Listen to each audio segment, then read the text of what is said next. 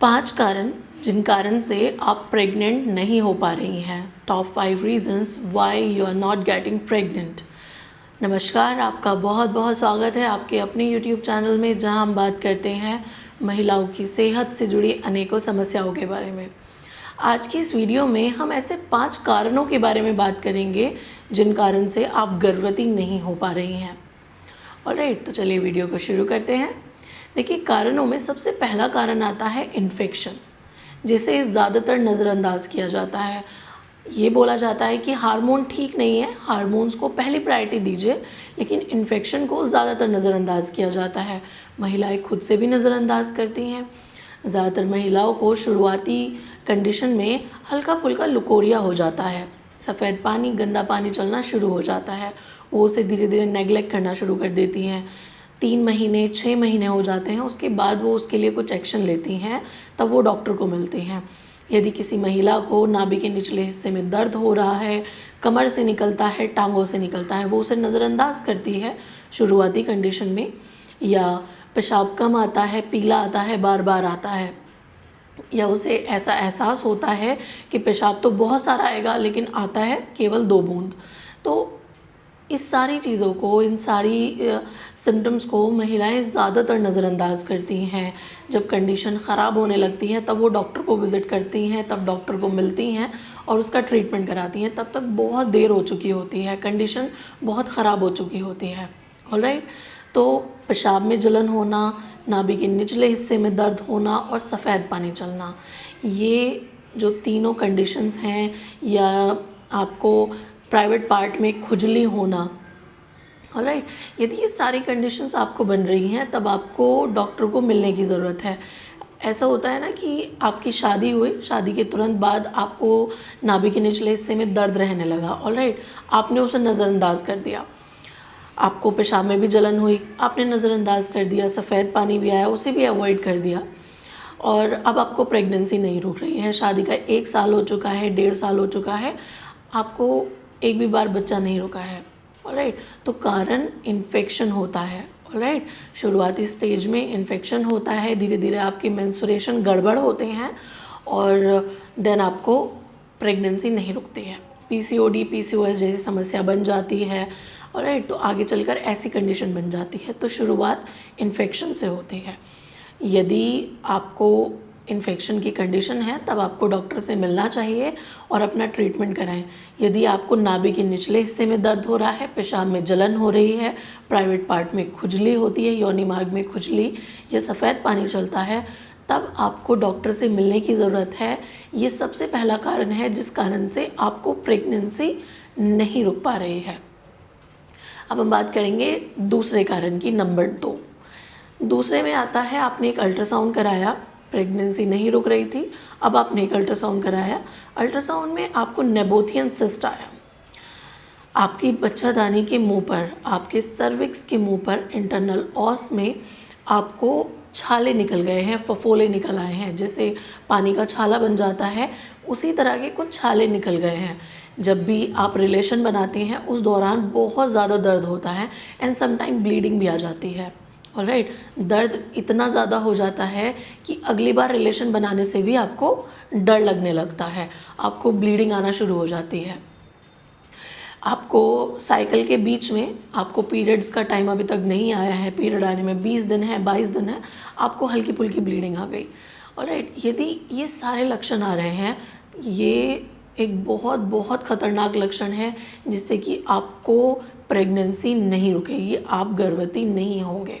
Alright, तो इस कारण से भी ऐसा हो जाता है। तो आपने सुना होगा, कभी कभी आपको बहुत ज़्यादा वाइट डिस्चार्ज आ रहा था, लुकोरिया आ रहा था, और डॉक्टर ने आपको बताया कि ये सर्विसाइटिस है। ऑलराइट, अब आपकी जो बच्चेदानी का मुंह है, इंटरनल ऑस है, अंदर वाला जो बच्चेदानी का मुंह होता है, उस पर बहुत बहुत एक्सेसिव इन्फेक्शन हो चुका है, सर्विसाइटिस हो चुका है, इन्फेक्शन भी हो चुका है, इन्फ्लामेशन, सूजन भी आ गई है, और बच्चेदानी के मुंह पर इन्फेक्शन हो रहा है, सफ़ेद पानी, गंद की मवाद चल रही है। तो इस कारण से भी, ये भी एक बहुत बड़ा कारण है जिस कारण से आपको प्रेगनेंसी नहीं रुकती है। सबसे पहला कारण इन्फेक्शन होता है, दूसरा कारण आपको नेबोथियन सिस्ट या सर्विसाइटिस होता है। अब हम बात करेंगे तीसरे कारण की। तीसरा और सबसे महत्वपूर्ण कारण होता है यदि आपका नेबोथियन सिस्ट भी नहीं है, सर्विसाइटिस भी नहीं है, इन्फेक्शन आपको चल रहा था, तो अब एक कारण आता है फाइब्रॉइड। अब कारण आता है यूट्रस का, बच्चादानी का, जहाँ पर बच्चा इम्प्लांट होता है, जहाँ पर बच्चे को 9 महीने रहना है। बच्चादानी बच्चे के लिए फेवरेबल कंडीशंस बनाती है जिससे कि बच्चा 9 महीने तक बच्चादानी में अच्छे से सुरक्षित तरीके से रह सके। ऑलराइट, वो धीरे धीरे बहुत सारे गद्दे तैयार करती है एंडोमेट्रियम नाम के, और जिसमें कि बच्चा आकर के इम्प्लांट हो जाता है, रहने लगता है। 9 महीने तक वो बच्चे की पूरी केयर करती है एंड 9 महीने के बाद वो उसे डिलीवर कर देती है। ऑलराइट, तो अब यूट्रस में फाइब्रॉइड हो चुका है। ऑलराइट, बच्चादानी में अब एक गांठ हो गई है, एक बच्चादानी में एक रसोली हो गई है। अब हर रसोली के लिए ऑपरेशन तो नहीं कराया जा सकता है। ऑलराइट, तो क्या करें, प्रेगनेंसी नहीं रुकेगी। देखिए 5 से 6 सेंटीमीटर की रसोली है, आपकी ईजिली दवाइयों से निकल जाती है। ऑलराइट, अब फाइब्रॉइड भी कई तरह के होते हैं। फाइब्रॉइड छोटे होते हैं, बड़े होते हैं, बाहर एंडोमेट्रियम में होते हैं, बच्चेदानी की अंदर की परत के अंदर हो जाते हैं। तो अनेकों तरह के फाइब्रॉइड होते हैं। ज़रूरी नहीं है कि फाइब्रॉइड है तो प्रेगनेंसी नहीं होगी। ऑलराइट, वो डिपेंड करता है कि फाइब्रॉइड किस तरह का। फाइब्रॉइड बहुत बड़ा तो नहीं है, फाइब्रॉइड छोटे छोटे फाइब्रॉइड हैं या मल्टीपल फाइब्रॉइड्स हैं, एंडोमेट्रियम में फाइब्रॉइड है, कहाँ पर वो फाइब्रॉइड है ये मैटर करता है। कभी कभार फाइब्रॉइड होता है, दवाइयों के ज़रिए फाइब्रॉइड को सुखा दिया जाता है एंड प्रेगनेंसी आपको रह जाती है, उसमें कोई प्रॉब्लम नहीं होती। वहीं आपको फाइब्रॉइड है और आपको प्रेगनेंसी नहीं रुक रही है, तो ज़रूरी नहीं है कि वो फाइब्रॉइड बहुत छोटा सा है, फाइब्रॉइड बहुत बड़े साइज़ का है, इस कारण से आपको प्रेगनेंसी अब नहीं रुक रही है, या मल्टीपल फाइब्रॉइड्स हैं। अब हम बात करेंगे इसके चौथे कारण की, फोर्थ रीज़न की। फोर्थ रीज़न में हमारा आता है एडिनोमायोसिस। एडिनोमायोसिस के कारण भी आपको ब्लीडिंग बहुत एक्सेसिव होगी। ऑलराइट, पीरियड के दौरान दर्द भी बहुत ज़्यादा होगा, साइकिल के बीच में कभी भी आपको ब्लीडिंग आ सकती है। इसका 5वां कारण होता है एंडोमेट्रियोसिस, जो कि सबसे बड़ा कारण माना जाता है इनफर्टिलिटी का। आपके बच्चादानी की दीवारें, एंडोमेट्रियम, आप एंडोमेट्रियम में तो वो आपकी एंडोमेट्रियम यूट्रस में तो ग्रो हो करके आपके फेलोपियन ट्यूब्स में ग्रो हो गई हैं, आपके नलों में ग्रो हो गई हैं, या आपकी इंटेस्टाइन, आंतों में ग्रो हो गई हैं। इसके कुछ लक्षण आते हैं, जैसे आपको पीरियड्स के दौरान बहुत एक्सेसिव ब्लीडिंग होती है, मांस के टुकड़े, क्लॉट्स आते हैं। क्लॉट्स हमेशा दर्द के साथ आएंगे, आपको पीरियड के दौरान दर्द भी बहुत ज़्यादा होगा, बहुत एक डिस्कम्फर्ट लगातार बना रहेगा, पूरे साइकिल के दौरान एक डिस्कम्फर्ट, एक हल्का सा दर्द बना रहता है पेशेंट को। पेशेंट को जब पीरियड्स आते हैं तो पीरियड्स बहुत हैवी आते हैं, बहुत लंबे समय तक आते हैं, आपको 7 दिन 8 दिन आपको पीरियड्स आ रहे हैं, खून के थक्के भी आते हैं, मांस के टुकड़े भी आपको आ रहे हैं पीरियड्स के दौरान, ये सारी समस्याएं आपको बनती हैं। आपको पीरियड के दौरान दर्द बहुत ज़्यादा होता है, जो एंडोमेट्रियम पीरियड के दौरान शेड होती है, बाहर निकलती है। अब वो एंडोमेट्रियम आपकी आंतों पर भी ग्रो हो गई है, आपकी फेलोपियन ट्यूब में भी ग्रो हो गई है। आपने सुना होगा कि आपके नले बंद हैं, फेलोपियन ट्यूब ब्लॉक है, तो उसका कारण भी आपका एंडोमेट्रियोसिस हो सकता है।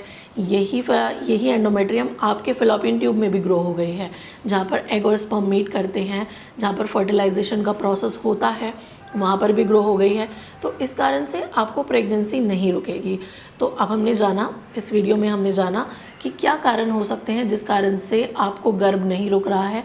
सबसे पहला कारण इन्फेक्शन होता है, दूसरा कारण फाइब्रॉइड्स होता है, तीसरा कारण आपका नेबोथियन सिस्ट होता है या सर्विसाइटिस होता है, चौथा कारण आपका एडिनोमायोसिस होता है, एंड 5वां कारण आपका एंडोमेट्रियोसिस होता है। इस कारण से आपको प्रेगनेंसी नहीं रुकती है। तो ये 5 मेन कारण होते हैं जिस कारण से आप गर्भवती नहीं हो रहे हैं, प्रेगनेंसी आपको नहीं रुक रही है।